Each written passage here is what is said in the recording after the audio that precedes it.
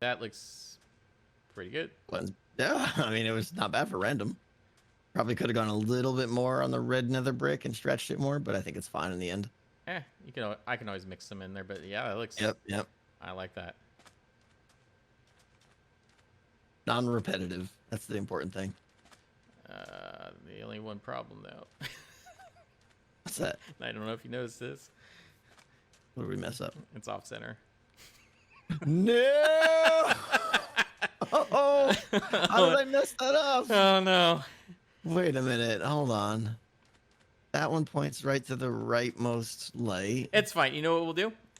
It's Oh, that is easy way fix. off. Easy fix. We'll just take I off a see what I wall. did. We'll just take off one of these the columns here, and then I'll just move everything. Move this side that's not built yet over one. That's supposed to be right there. No, it's perfectly fine.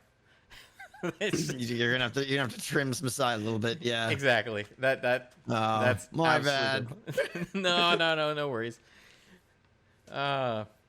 Welcome back to another episode of CollusionMC. Today's a day we're gonna finally finish the Tango build.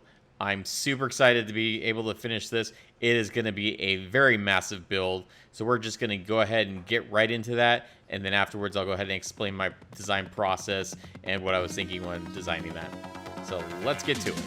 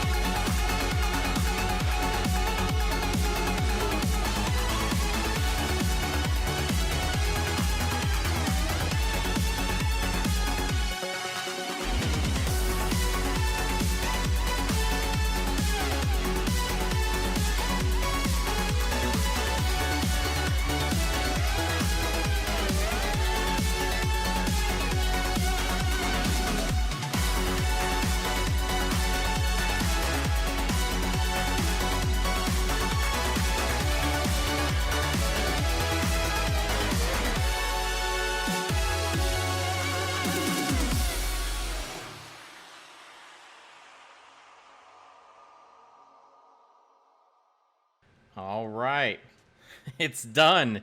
I didn't think this day would come, but we finally finished the Tango build. And it is a little bit different than what I had originally imagined. So when I had Tango on, my original impression was I was going to make some sort of high-rise skyscraper building. But after, kind of getting into the design process in my creative world, I kind of went with a factory design. And that kind of goes a little bit with the kind of industrial stuff I have with all my farms in the area. Also, you may notice that the palette that we use is similar but a little bit different. So kind of let me show you the actual changes here. So originally when I was setting up the build with Tango, and we kind of were trying to brainstorm some ideas, albeit a bit poorly. My nerves and just on the spot trying to design something is a little bit difficult. But we came up with a palette that kind of went from the nether brick to red nether brick to the warp block, and then actually added the redstone in there as well, the redstone block. But then it went to the concrete and concrete powder. And that was okay for like a small building, but this, I couldn't necessarily stick to just that. I had to expand it. So as you see, the build itself kind of starts off with like this, almost looks like an ancient ruin, and then kind of goes up to more of a modern factory as it gets taller. And that was the impression I was going for here. So my block palette was a little bit more expansive. So for the reds themselves, I actually did a little bit similar to what we had designed. So we went with red concrete to red wool to the concrete powder and then to the terracotta. And that kind of got me the middle section up there where you've got the actual like factory windows and whatnot. And then there's accents, of course, with the red nether brick and the warp block. Kind of a little bit similar to what we had designed in the initial wall, but, you know, I did change it up quite a bit.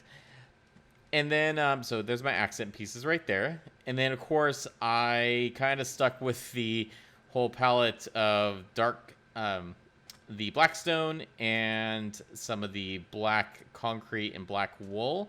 So most of the blackstone down here, we've kind of got the palette. This is a little bit similar to what I did on the Nether Dragon.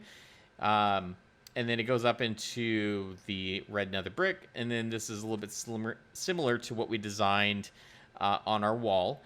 And then the actual smokestacks, I wanted to simulate that there's tons of soot coming from them. And I know that there's no smoke right now, but eventually once I add the campfires to that, there'll be plenty of smoke. So that's going to simulate kind of soot on there. And so it kind of goes you know, from light to dark as we go up. Let me sleep real quick here. So the way I did that, and this is thanks to 117, because obviously when we were designing it, we were on 116, so we didn't have access to these deep slate blocks, but I really love these things. I mean, they're a very good mid-tone for kind of stone bricks and stone blocks. Whereas you have, you know, your darks with the blackstone, then the mid-tone with the deep slate, and of course, if you want to go lighter, then you can do the actual stone bricks and whatnot. So we did kind of something similar with that. So we had a mix of the deep slate blocks. We've got the cracked bricks and then the actual, polished deep slate. Cracked bricks and the regular bricks. And then same with the blackstone. We went with blackstone, the cracked, the non-cracked bricks, the polished blackstone. It goes into the actual concrete powder, so black concrete powder. We've got black wool, which is similar, but it's a little bit darker. And then finally, the very tippy top, we've got the black concrete. So let's kind of walk around here and talk about some of the design choices I made. So like I said, bottom section was kind of more to look like a nether temple or something of that sort. And then as we go up, I have more of a modern aesthetic to it. Modern as far as factories go. I mean, factories aren't really cutting edge when it comes to architecture. But as you see, the lighting changes as well. So in the bottom, we've got a little bit of these soul lanterns. And then I've got the kind of more of a modern light up here with the sea lanterns covered with the acacia trapdoors there. And then I tried to simulate some sort of like a neon strip going down here. It's a little bit more modern there. And that was mainly just mainly for mob proofing, but also looked cool. I wanted something to at night to be able to actually see some of the details on here. And you'll see this with a lot of like high-rise buildings where they'll have kind of like these accent skylight or lights kind of shining on them, so floodlights. We can see that actually. I'll kind of fly up here and take a look at some of the roofs I have. So you'll see that I've kind of built some of those in. So on the side and up here. Oof, leg. So we've got that as well. And this is mainly just to highlight this at night. So, and, you know, mob proofing. So we've got those on each side. Also the back. Also with the back here, I've got kind of a simulated air conditioning system or some sort of ventilation. Our skylights to let in some more light and kind of see inside there is massively big. And we're going to be sticking some big farms in there as soon as I can take off. The very tip top of the roof here, we've got... Ooh, crashing. Lots of other details. So some antennas. We've got some more ventilation systems as well. More skylights, more lights. And then on the smokestacks themselves, I have the redstone torches to kind of simulate the kind of lights you would have on there for airplanes and whatnot. You know, because you have tall smokestacks, you got to have something to kind of shuttle them off in the dark. Plus, it just looks really cool from afar, especially at night. So yeah, so that's what I came up with, and I am very, very pleased. I still need to make an easier way to get to this bit of redstone, obviously, for the TangoTek logo that does animate, as we kind of showed off in episode 4 there. But once I get access to that, maybe I can turn it back on to animate, because right now I'd have to fly in there, and that's kind of hard to do. So let's go on down and take a look at the front door, which is a nice piston door, or it's a piston flying machine door.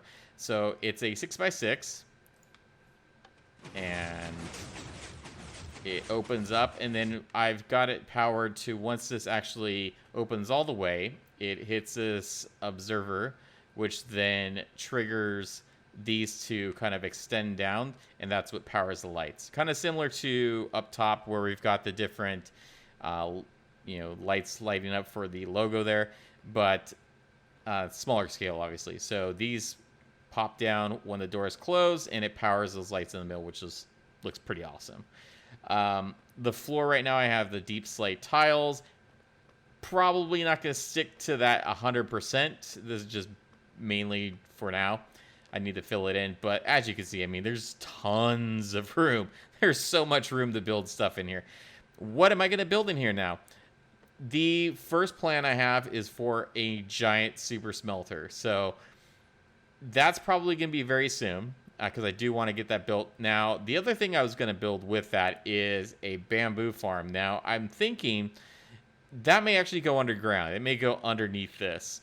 I was originally planning on fitting it inside here as well, but I think that might not work, because if I want enough bamboo to power a super smelter of that size, I'm going to need a lot of bamboo farms, and that's probably going to have to go underground. So we may have that down here at some point, but at the very least, in the very back here, I'm going to have this massive, massive super smelter. And then what the cool thing about that, and hopefully I'll be able to show that off soon once I built it, is when the super smelter is powered, I'm going to actually have a system to go into each one of these smokestacks to push up bales of hay underneath the campfires that'll be there. So when it's going, it's going to be putting off a lot of smoke, like a big industrial factory. So that'll be pretty cool. Looking forward to that. And then we'll see what else we can fit inside here. Because like I said, super smelter is going to be pretty big, but I mean, we've got space. Speaking of space, this ended up being, I think, about 40 by 40, which is a lot bigger than I originally planned, because up top, I think that's about 16-ish. I think it's like 16 by 16 maybe. Probably a little bit smaller than that. Had to actually expand the island quite a bit, so there is a lot of terraforming that was done. Still kind of in the middle of that, because it's a steep drop right now, but at least I had a use for all that gravel that I've been getting with my gold farm. So I still have a bit more terraforming to do with that. I'll finish that off Just really wanted to get this done because this was a massive project. Now, whereas that time lapse was only a few minutes for you guys, it was a week. It was a whole week, probably at least 12 to 16 hours putting this together.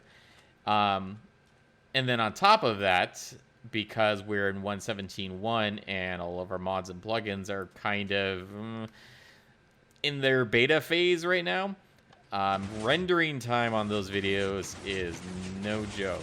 It is a good 2 to 3 hours per video. So I think there was like 9 sections for that time lapse because there were so many days I had to work on this and cut it up. But that's a little bit behind the curtain there. Oh, forgot to mention, while we were building that, we did get visited by one of the wandering traders, and I was able to get some drip leaf. So we've got that growing here right now.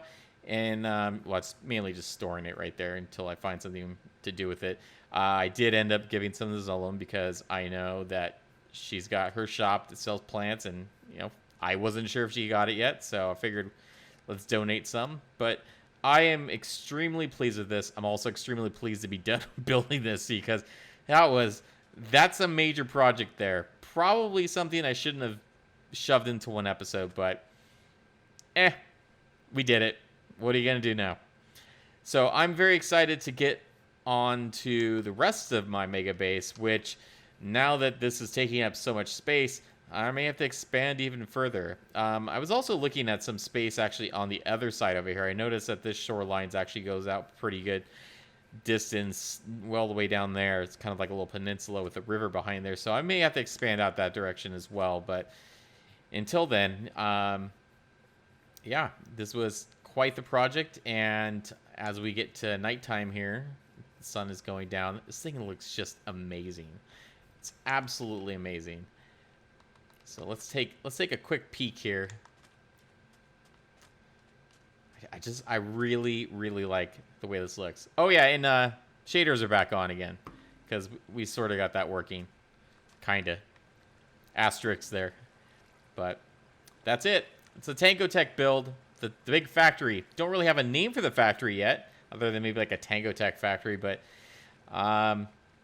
that's it. And I do want to do some other kind of Hermitcraft themed stuff. Not necessarily to this. I'm not going to build each, Hermitcraft player a build, but just like little nods, maybe a little less, extravagant as that. But yeah, I'm very happy with the way this turned out, and I'm very happy to be able to put some cool stuff inside of it. And yeah, so let's go see what else we can do. All right, so one other thing I wanted to show you guys is actually the Nether. So while we were having the issues with spawning, which thankfully I think has been resolved, I was able to actually expand my farm here. So now instead of having 2 layers for my magma cube farm, I've got 4, which is nice. So that'll come in handy with the shops here. And I think this is still working. I'll have to come back to that. The other thing, of course, is the gold farm. Didn't really do anything with that per se, but I am glad that I think this is still working. Yeah, there's some piglins right there. There's some zombie piglins. So this I'm actually going to have to fix. So one of the things I do want to fix on the gold farm is expanding this kill chamber. And the reason for that is because I built the magma blocks too close to the drop shaft. And so what's happening is the piglins are getting stuck on the edge, which is no bueno. So we don't want to do that. Along with that, what is over here?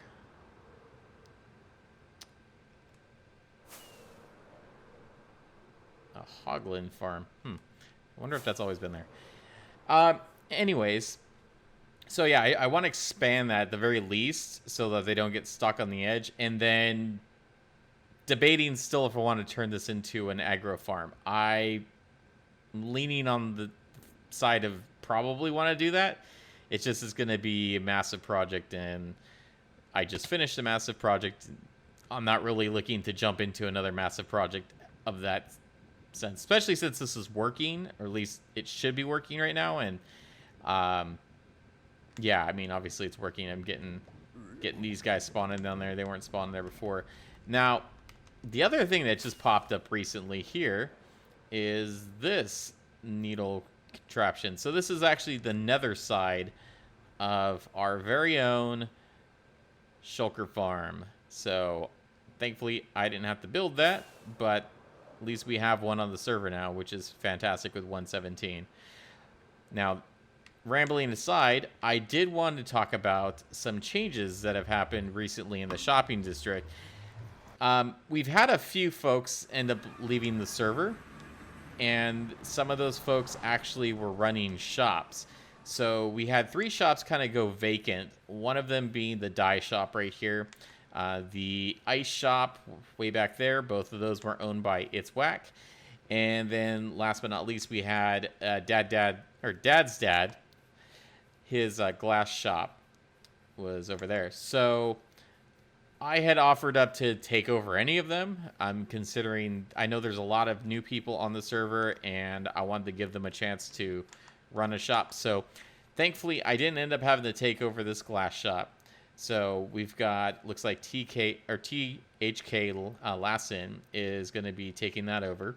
So one of the stipulations for taking those over, we didn't have to pay for them, but we have to remodel them.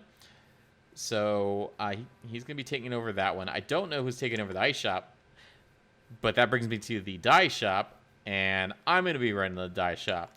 So one of the reasons I wanted to run the dye shop was I knew where It's Wax farms, where his farms were. So that made it a little bit easier.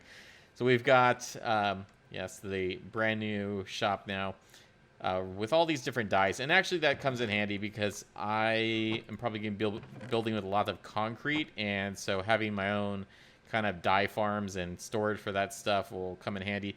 The other thing I'm going to be adding to this as well is glow ink, because I think that would be important to have. Not to mention there was quite a few diamond blocks in here. So that was a nice bonus. So having the farms and everything already built for me, plus the extra bling bling in there, definitely nice. Still haven't built the Cash for Gold place, but I did pick a spot. So this is our plot for Cash for Gold, and I'm hoping that this weekend we'll get to put that up. It's not going to be anything fancy, just pretty small. What is this? This is brand new. So yeah, leave the server for just a couple days, and all of a sudden, there's like all sorts of craziness. Visitor entrance. What are we visiting? Oh, it's an arena. That's cool. Let's see what this is all about. Do we fight to the death? Kits. Basic brute kit. Basic chaotic kit. Iron pass. I'm going to have to figure out what this is all about. This is pretty complicated. Iron kit. Archer kit.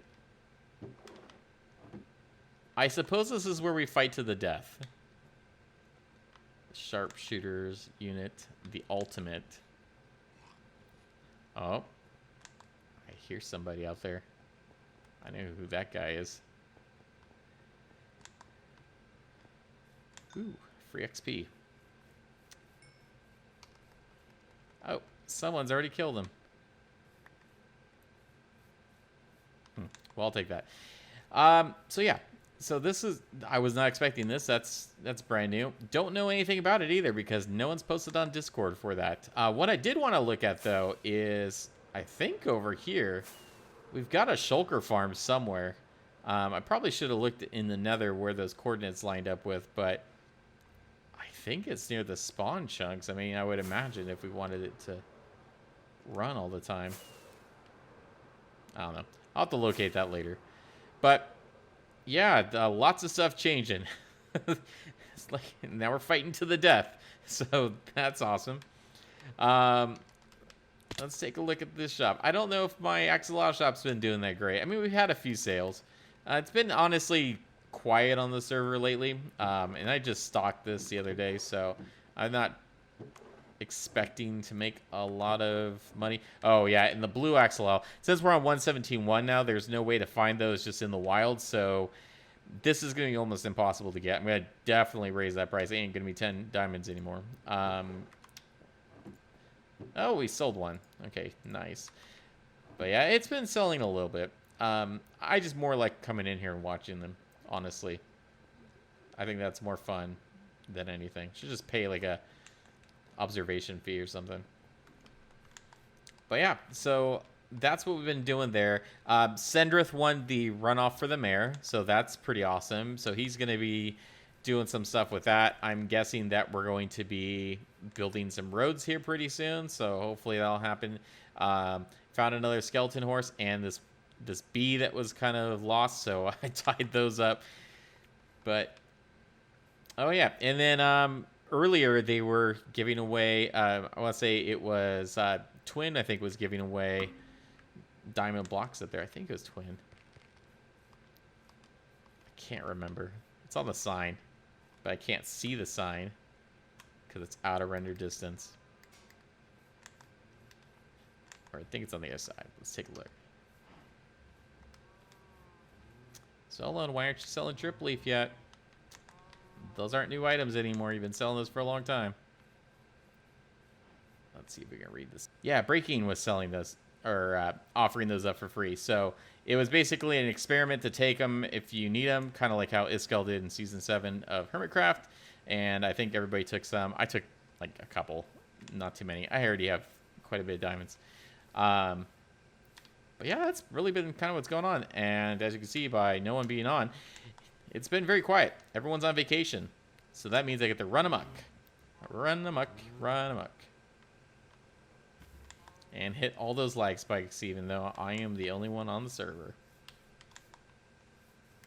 To be fair, though, I think that's actually the iris shaders I have on right now, because they're still in beta, and it's the best thing I can do to get shaders right now, because Optifine is running like hot garbage on my laptop. So iris and sodium have been the way to go, but man, I wish everything was running like 116 again. Let's watch the sunset. That's all the time we have for this episode. I know it's a bit shorter, but that factory build took over a week to complete, and I really didn't want you guys to wait any longer to see it. As always, I appreciate you coming along on this journey with me. I'm excited to get working on the Mega Base and finish up some of these projects that we've started and kind of just left. So, well, until next time, safe travels, everyone.